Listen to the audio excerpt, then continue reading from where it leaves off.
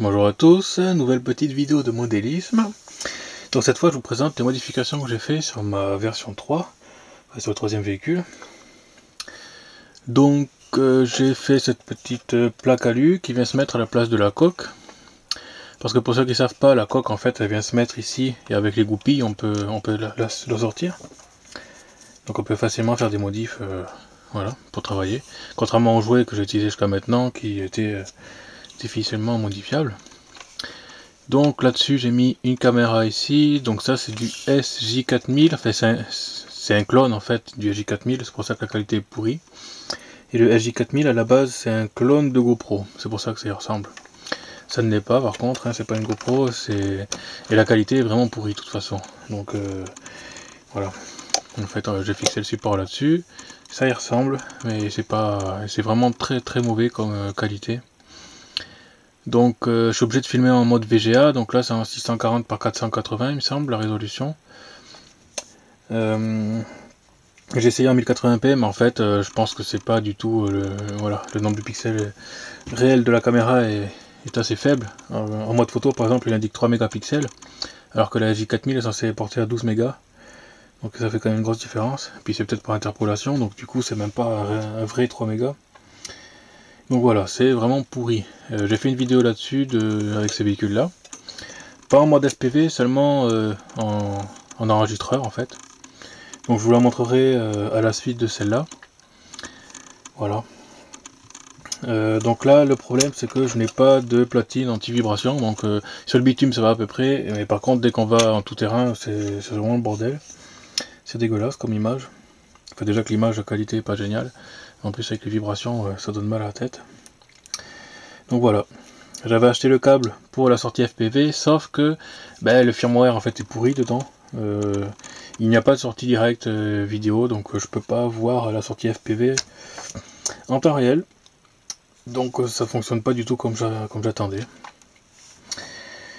Mais bon, donc j'ai commandé d'autres caméras de toute façon un peu plus sérieuses. Mobius par exemple, et puis les petites 808 16. Donc ça ce sont les petites goupilles qu'on peut sortir qui permettent d'enlever la coque. Donc là à la place de la coque moi j'ai fait cette plaque alu. Donc qu'est-ce qu'il y a dessus? Donc il y a le support de la caméra et en dessous j'ai rajouté une Nippo. Donc voilà, c'est pas une très grande marque, hein. C'est même, je pense que c'est un truc pourri aussi, pareil. C'est pas cher hein, sur eBay. Donc c'est du 3S, 11 volts 1, 5 ampères. Celle-là j'ai mise là pour la partie vidéo. Voilà. Donc pour le moment je m'en suis pas encore servi, je sais pas trop ce que vaut. Ici j'ai fixé le transmetteur vidéo, hein, vous reconnaîtrez, c'est du Boscam 200 mW. Comme la précédente voiture en fait, je trouvais que c'était pas mal. Donc voilà, TS351, j'ai remis le même. Je sais pas si je vais le laisser là, parce qu'après les prochaines caméras, je vais les mettre, elles sont un peu plus longues.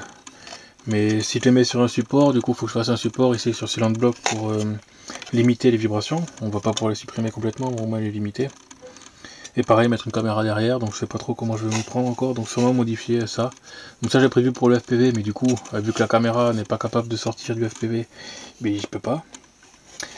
Donc question support, j'ai fait un système avec des entretoises, hein, puis ça c'est du joint ça, néoprène, que j'avais acheté ça pour faire mon générateur à chaud.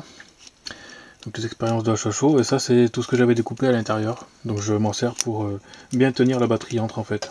J'ai quand même rajouté une entretoise derrière et devant pour éviter que la batterie bouge si jamais ça défait un peu, mais bon là ça tient bien, donc voilà. Donc j'ai fait des essais avec ça, sans la batterie en dessous, là juste avec la caméra au-dessus. Le problème c'est que le véhicule, quand je vais à grande vitesse, enfin à fond on va dire, dès que je tourne, la manette, donc j'ai joué avec la manette de PlayStation et ça dérape et ça se renverse quoi. Parce que du coup j'ai relevé le point d'équilibre. Hein. Le fait de rajouter la plaque d'alu, ça a levé, donc du coup voilà.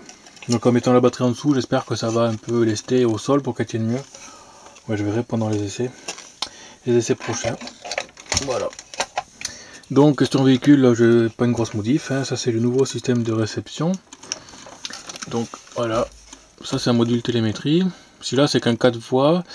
Et si jamais on relie le channel 3 et le 4, en 1 et 2 on aura le signal RSSI puis le CPPM. Donc la trame brute en fait non décodée. Si on veut derrière mettre notre appareil. Voilà, mais ça j'en parlerai dans une autre vidéo. Parce que c'est spécifique.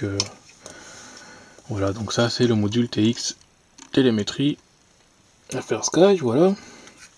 Donc j'ai pu jouer avec ça, ça fonctionne très bien. J'ai fait de nouvelles platines, j'ai plusieurs nouvelles platines électroniques pour interfacer avec un volant ou une manette. Je vous montrerai ça dans la vidéo qui suit en fait.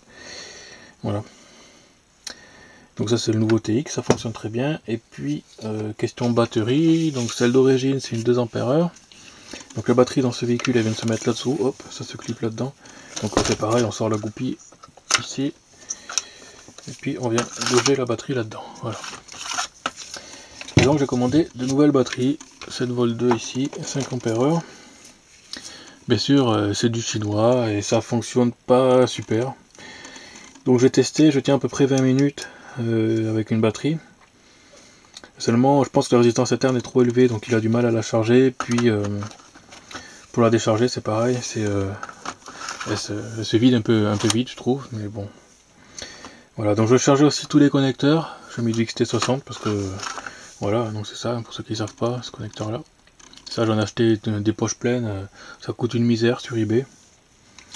Ça fonctionne très bien, donc voilà. Voilà pour les petites modifs. En caméra j'avais aussi commandé une autre, donc la merdique, la clone du SG4000. M'a coûté 19 € je crois, quelque chose comme ça. L'autre à côté m'a aussi coûté 20 € ou 19, enfin peu importe. Celle-là c'est une QQ6 mini caméra Full HD. Donc filme aussi en 1080p avec une qualité meilleure que l'autre. Mais celle-là pour la faire tenir, c'est compliqué parce qu'en fait c'est un système de clip comme ça qui vient se clipper sur son support. Et le support il est à visser dans le bon sens quoi. Et je peux pas le baisser, donc je peux pas le fixer facilement dessus en fait. On va dire faudrait que je mette des équerres et tout, ça va être dégueulasse. Donc vu que j'ai commandé une nouvelle caméra, je vais pas m'embêter avec ça. Je vais laisser tomber l'autre aussi, enfin, je vais m'en servir juste comme ça pour peut-être faire une vidéo ou deux, mais voilà quoi, ça va, je vais m'arrêter là avec ces caméras, c'est un échec, même si je m'en doutais que ce serait de toute façon désastreux, mais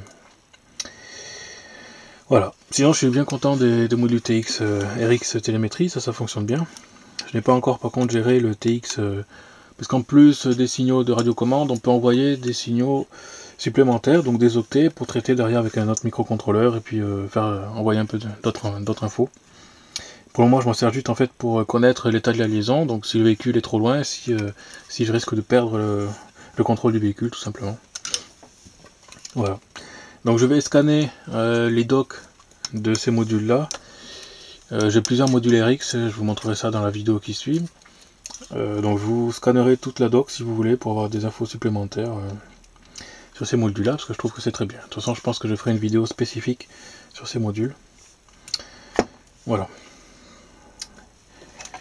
Donc voilà, globalement, les quelques modifs que j'ai faites, il n'y a pas grand chose. Bon, j'utilise l'alu parce que j'aime bien, c'est léger, c'est doux, ça se travaille facilement. C'est classe quoi, l'alu, moi j'aime bien ça. Donc voilà. Donc ce système, je vais peut-être laisser tomber plus tard avec les prochaines caméras.